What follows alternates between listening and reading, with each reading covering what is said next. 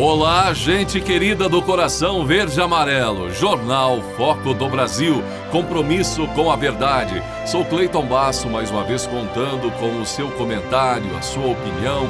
Diz aí de qual lugar abençoado do nosso Brasil ou do mundo você assiste o Jornal Foco do Brasil. Participe do chat ao vivo e não esqueça, temos agora também de segunda a sexta a primeira edição do Jornal Foco do Brasil com Leonardo Miller, à 13h. Vamos agora às notícias desta edição. O presidente Jair Bolsonaro se manifestou sobre a partida de José Vitor Trindade, filho do jornalista que integra a equipe do programa Pingos nos Is, José Maria Trindade.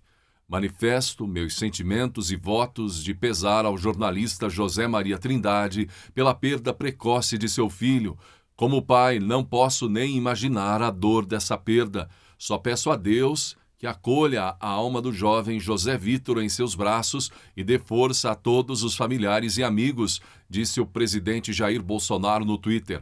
Como vimos, o filho do jornalista atuava como socorrista no SAMU do Distrito Federal. Ele sofreu um acidente no dia 1º de julho com a ambulância que o transportava durante o trajeto de um atendimento. O veículo bateu em um caminhão, estava sem iluminação, estacionado no acostamento da rodovia. Falamos a respeito do fato na edição anterior. Muitos deixaram comentários de apoio a José Maria Trindade, um jornalista de primeiro nível, não é? E muito querido Brasil afora. E o presidente Jair Bolsonaro, acompanhado da primeira-dama Michele Bolsonaro, o ministro Queiroga, general Heleno, entre outros, prestigiando a exposição Um Olhar Raro, que está no Palácio do Planalto, com fotos e frases de mães de pessoas com doenças raras. São recortes das histórias das vidas dessas mães que fazem uma analogia com um quebra-cabeça e chamam a atenção para essas enfermidades. Assim como em um jogo de raciocínio, por meio do qual busca-se a resolução de um problema, essas mães precisam constantemente superar desafios e muitos deles atípicos. O governo Bolsonaro, com a participação da primeira-dama Michele Bolsonaro, tem enfatizado a importância de ações de apoio às famílias com pessoas com doenças raras. O presidente Jair Bolsonaro destacou algumas realizações do governo federal nos últimos anos. Bolsonaro ainda pede: compartilhe a verdade, ao elencar as seguintes ações: redução recorde de homicídios e crimes violentos e apreensão recorde de drogas. Maior programa de privatização da história, 402 bilhões de reais em privatizações, concessões e desestatizações. Extinção de 27 mil cargos públicos. Redução do desemprego de 14% para 9%. Lei da liberdade econômica. Criação do PIX. Reforma da Previdência. Marco do saneamento básico. Marco das ferrovias. Marco do gás. Marco das startups, sistema balcão único, abertura de empresas em poucas horas, nova lei de falências, digitalização de serviços com redução de burocracia e mais celeridade no atendimento à população, digitalização dos cartórios, revogação de 23 mil atos normativos, cortando burocracia e gastos, venda de imóveis da União, arrecadação de mais de 100 bilhões de reais, lei de combate à fraude previdenciária, lei das assinaturas eletrônicas, reconhecimento de assinaturas eletrônicas em documentos, contratos, enfim, venda, transferência também de veículos por meio digital, nova lei de licitações, adesão do Brasil ao acordo de contratações governamentais que permitirá a participação de empresas estrangeiras em licitações no Brasil e de empresas brasileiras em licitações no exterior, início do ingresso do Brasil na OCDE, eleição do Brasil para o Conselho de Segurança da ONU, abertura do primeiro escritório regional da Organização Mundial do Turismo nas Américas, extinção da Unasul e criação do Prosul, conclusão das negociações dos acordos comerciais com a União Europeia, maior fluxo de comércio da história, maior superávit comercial da história. Além dessas, outras ainda o presidente elencou como Brasil como um dos 5 principais destinos de investimentos externos entre 2019 e 2021, acordo de salvaguardas tecnológicas que irá fazer de Alcântara um dos centros da indústria aeroespacial, no Alcântara do Maranhão, conclusão de mais de 5 mil obras de infraestrutura, mais de 1.000 obras para melhorar a infraestrutura turística do país, entrega da transposição do Rio São Francisco e de centenas de outras obras que garantem o acesso da população nordestina a recursos hídricos, reabilitação do modal ferroviário com o marco das ferrovias e programa Pró-Trilhos, 30 contratos para a construção de novas ferrovias, investimentos de 133 bilhões de reais, 10 mil quilômetros de malha ferroviária em construção, 11 mil quilômetros de malha ferroviária em reabilitação, auxílio emergencial, não é?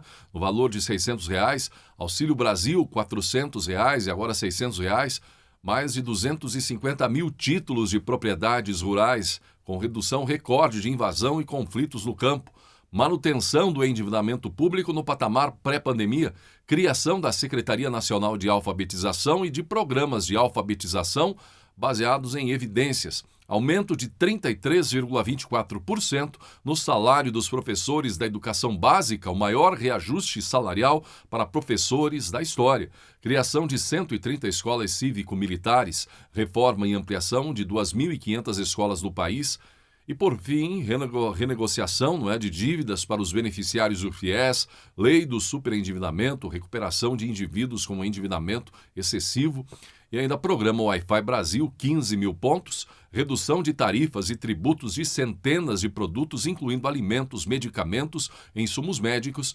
fixação de teto para impostos estaduais, redução de 25% do IPI, Imposto sobre Produtos Industrializados, redução gradual do IOF até chegar a 0% em 2029, foram os pontos destacados pelo presidente Jair Bolsonaro.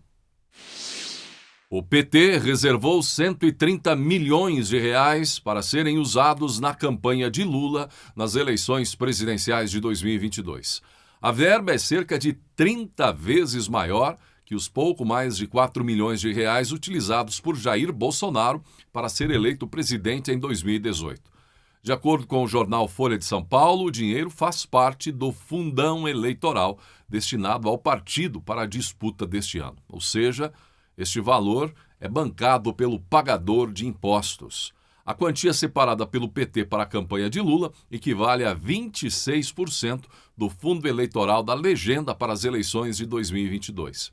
Com o valor já reservado, são quase 2 milhões de reais para serem gastos por dia nos 2 turnos. O montante ainda deve aumentar. Dinheiro não falta. Ao todo, 143 milhões de reais podem ser gastos com uma candidatura a presidente da República em 2022, sendo 88 milhões no primeiro turno e 44 milhões no segundo. O limite foi definido pelo TSE. O ex-presidente da Corte, Joaquim Barbosa, atacou as Forças Armadas, especificamente as falas do ministro da Defesa, general Paulo Sérgio Nogueira, sobre a segurança das urnas eletrônicas.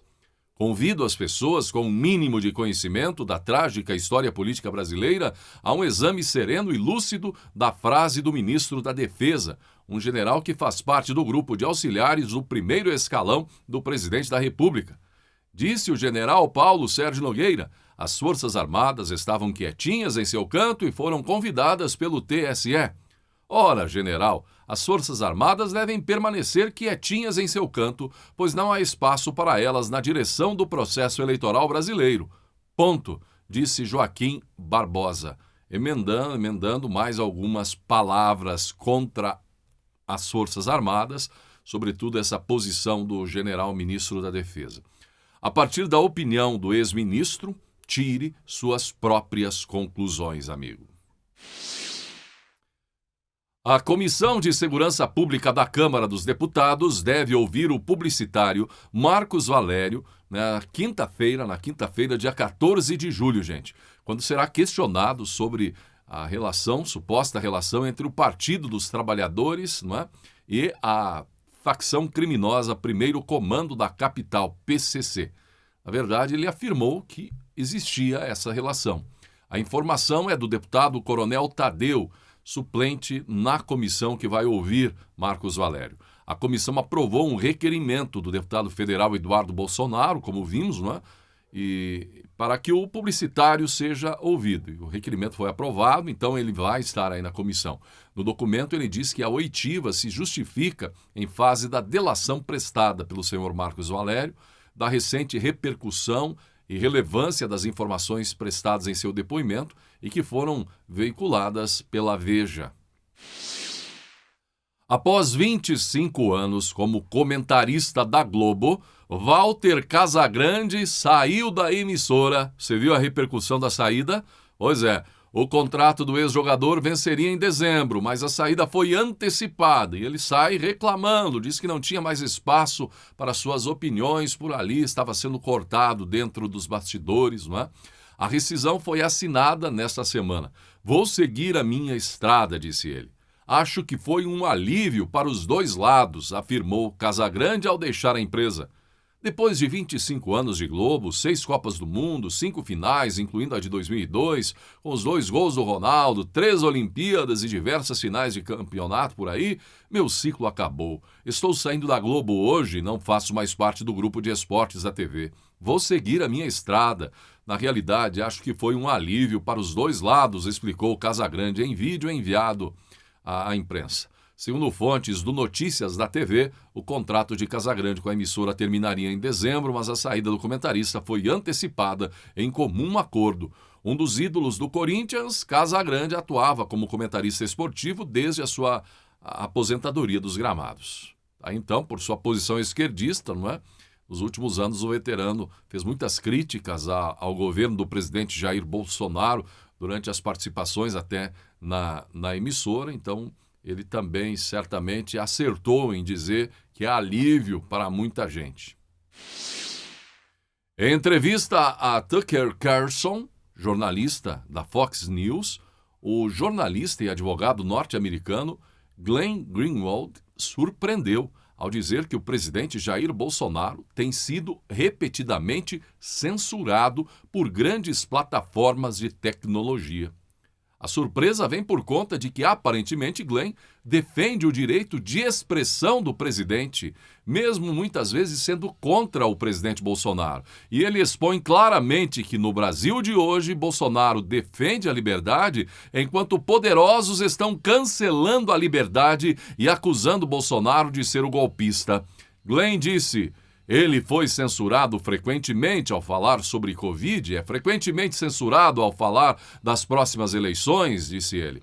Glenn ainda acrescentou que Facebook e Google estão essencialmente ditando a brasileiros o que eles podem ou não ouvir do seu presidente democraticamente eleito.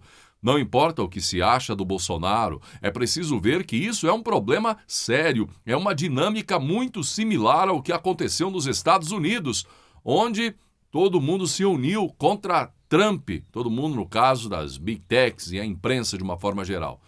Dono da maior audiência da TV a cabo dos Estados Unidos em 2021, o jornalista Tucker Carlson esteve no Brasil para gravar uma série de reportagens, inclusive com o presidente Jair Bolsonaro. A entrevista com o Bolsonaro repercutiu mundo afora. O curioso dessa manifestação de Glenn é que aqui no Brasil, o povo brasileiro sabe mais do que ninguém.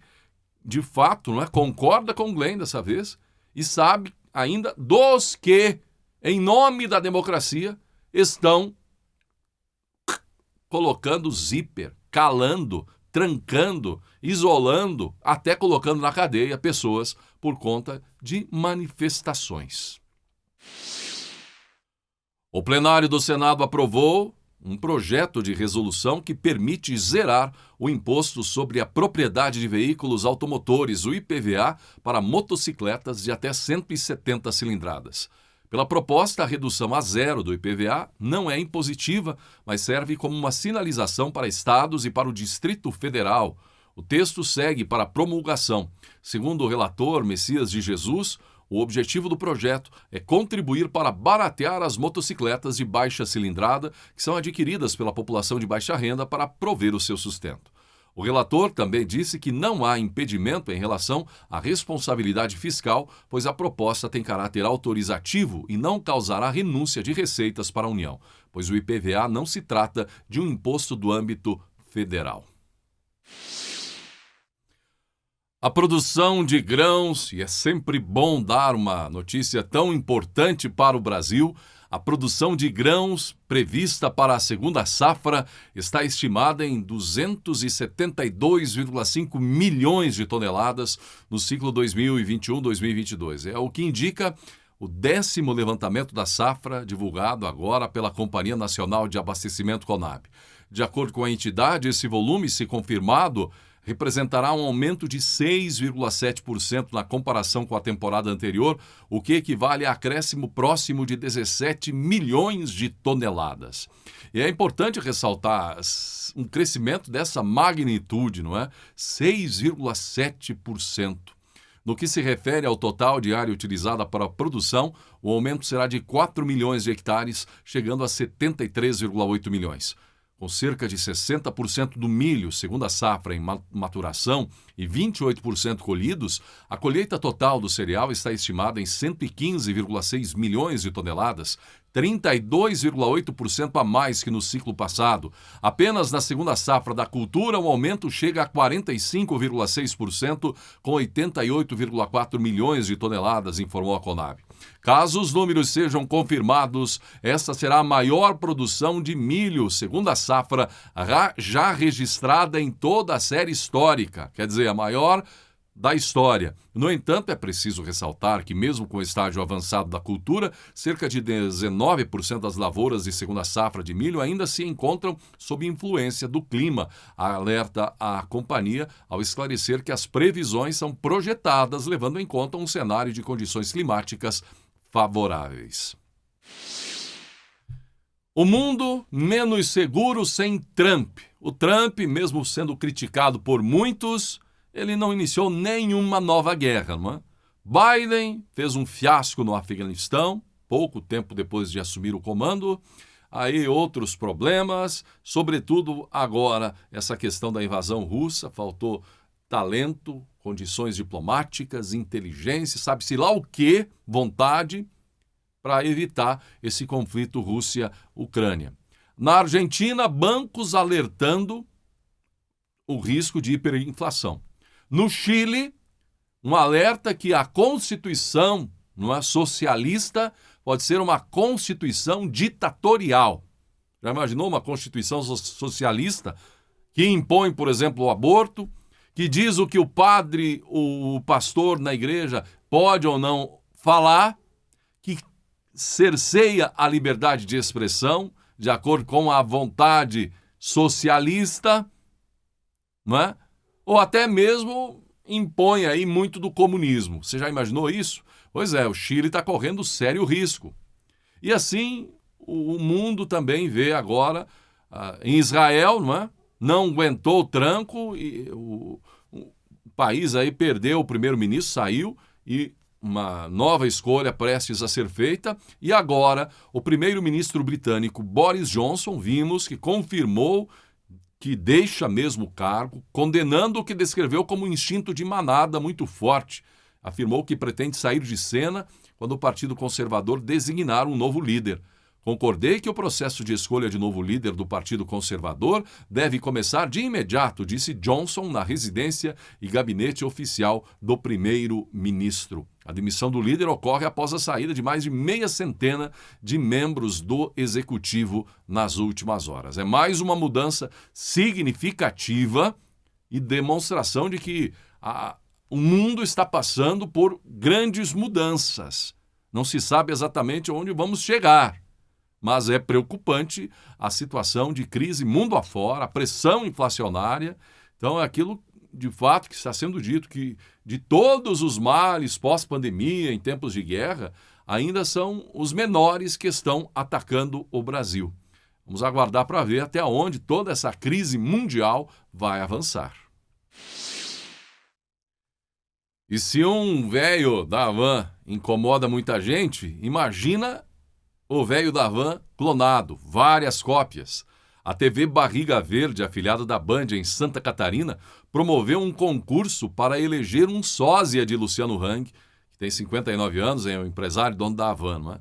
Nomeada É a Cara do Velho, a competição começou em 30 de maio, oferecia um vale-compras na Havan de R$6.000 para o vencedor. O concurso teve 100 inscritos, sendo 65 aptos para participar da promoção por residirem em Santa Catarina. Sandro Darout, da cidade de Laurentino, foi eleito campeão com mais de 22 mil votos, o equivalente a 62%. E não faltaram aí clones, gente parecida com Luciano Hang, o velho da Havan. Muito bem, assim chegamos ao final de mais uma edição do Jornal Foco do Brasil. Não esqueça da importância de ter você curtindo, compartilhando, se tornando membro do nosso canal. Vocês que tornam o Foco do Brasil uma realidade e queremos seguir todos os dias na sua companhia. Agradecimento especial a Paulo Duarte Mota e Virgínia Neves, inscritos membros do nosso canal. Venha também ser parte dessa comunidade verde e amarela. Gratidão pela sua atenção e que Deus abençoe a você e a sua família.